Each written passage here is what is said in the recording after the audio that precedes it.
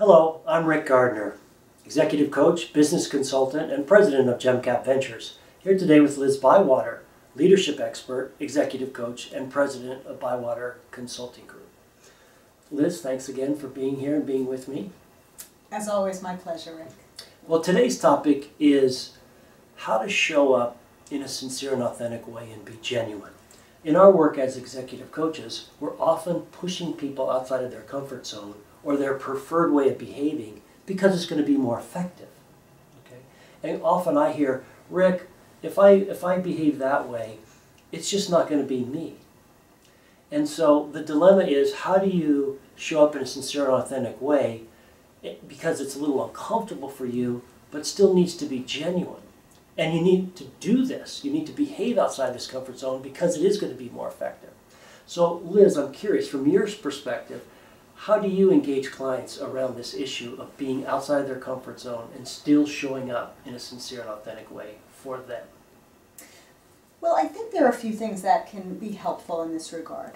So I think the beginning of this discussion is making sure that there is self-awareness, not only around who that individual is, what their core values are, what's meaningful to them, how they like to present themselves, how they want to brand themselves as a leader within their organization.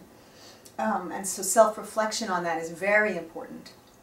And also getting a sense of how are others viewing them.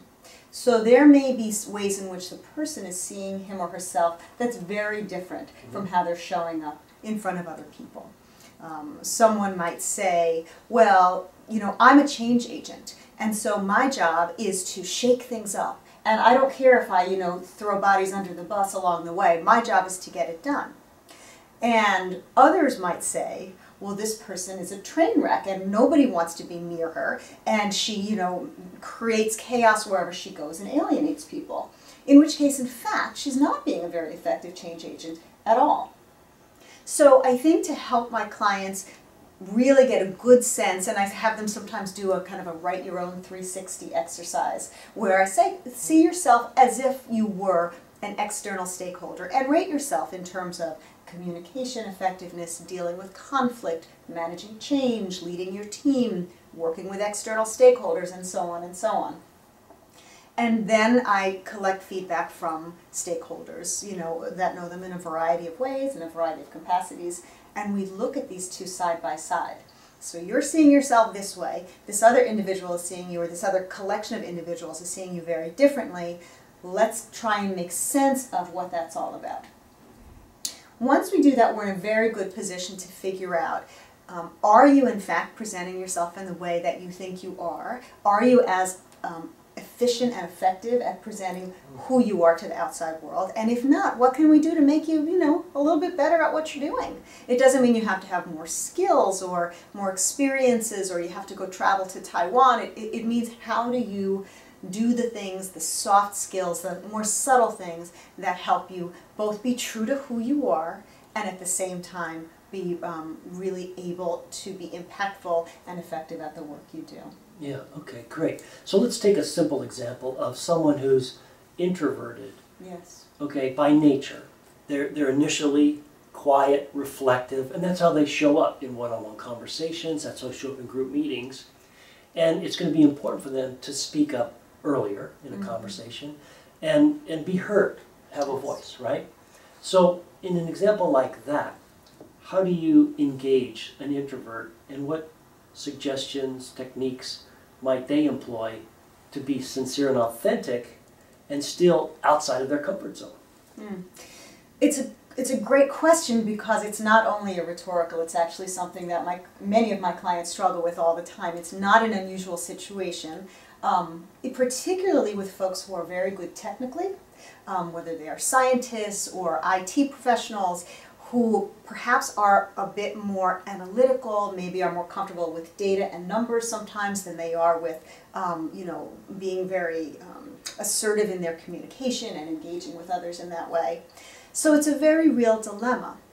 And I guess what I often will tell them is to think about what are the ways in which they can go into a meeting or a conversation or even a networking event prepared enough that they feel a bit more comfortable So their natural inclination is maybe to be a little bit more shy and withdrawn, but if they are better prepared and have some dialogue ready to go, that, you know, they still can be who they are. They're not faking anything. They're not walking in and putting a lampshade on their head, but they're just pushing a little bit and creating a little more comfort level in doing so.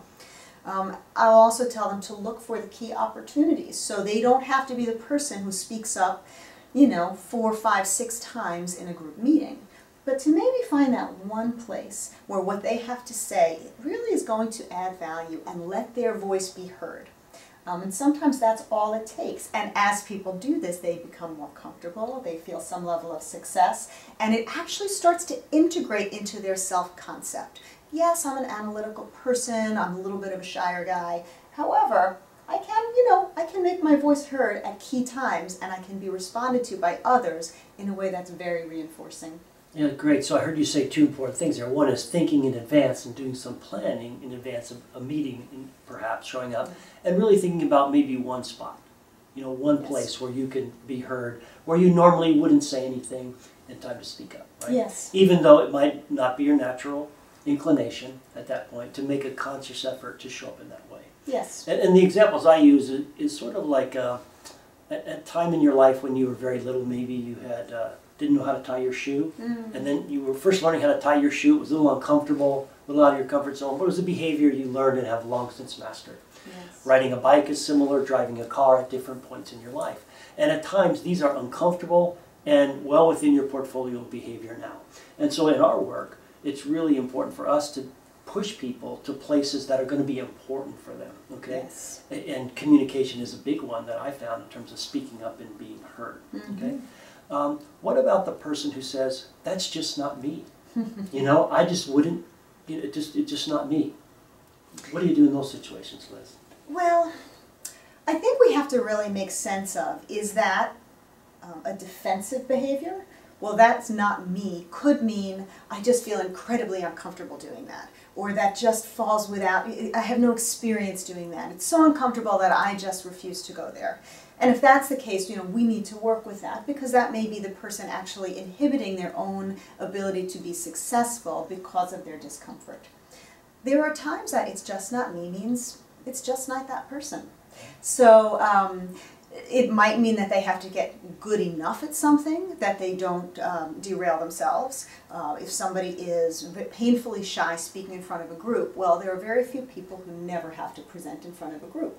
So maybe they can get good enough at it to get by, but they don't take on a role where it's something they have to do all the time, because maybe it's just not them. You know, we do need to play to our strengths. We do need to know who we are internally, what's important to us, what feels right to us, and so there is some real relevance to finding that right match. More often than not, though, it's just not me is a bit of a defensive reaction to, oh my God, that seems scary, I don't think I can do it. Yeah, it's a really good point. And I make the distinction of, you know, being uncomfortable and still safe. Because quite often, you know, we need the safe environment when we're trying something new for the first time. So it can be uncomfortable, but there's a way that there's minimal downside associated with trying this new behavior. So looking for an area where we can test out a new behavior, even though it might be uncomfortable, so we can develop the way we would say that. Yes. Right? You know, as we're showing up differently, what are the words that come out of our mouth? How do we carry our body? What do we say in that moment? Yes. So that, okay, I did that. It was different, felt funny, a little uncomfortable, but you know, it actually worked. You know, or I got a better result. And that's the important piece, right? Is we're putting people in uncomfortable places purposefully so that they can be more effective, right? Yes. So we can expand their range of behavioral options available to them as they're thinking about how to show up in a particular moment. Yes, and so I think that the two things I grab out of that are, one, a little bit of feel the fear and do it anyway. And it's probably not going to be nearly as scary as the anticipation would have you think. And practicing in a safe environment. So sometimes I'll tell people, try this out at home. Tell your friends and family, listen, I'm going to try doing something a little bit different from how I typically do it. Bear with me. Maybe give me a little feedback on how effectively I do it, or if I could do things a little bit differently from how I am today. look in the mirror. I mean, that's the safest way ever, right? Record yourself, put yourself in front of a camera, practice, whether it's speaking up in a certain way or creating more eye contact or listening a little bit better or whatever it might be. Create a scenario and watch yourself doing it. And then you become your own audience, and it does make it much easier and more comfortable over time. I love that the fear piece, right? Mm-hmm. Be able to face your fears and Yes. embrace that. Yes. And I love those techniques. There's no substitute for practicing and rehearsing in those environments. So Yes. really appreciate you sharing that today, Liz. That's And, my pleasure. Great, and thanks so much for listening in today, and really appreciate you taking the opportunity, and we would encourage you to be in an uncomfortable and safe place to test out new behaviors that might be outside of your comfort zone that will actually help you be more effective. Thanks so much.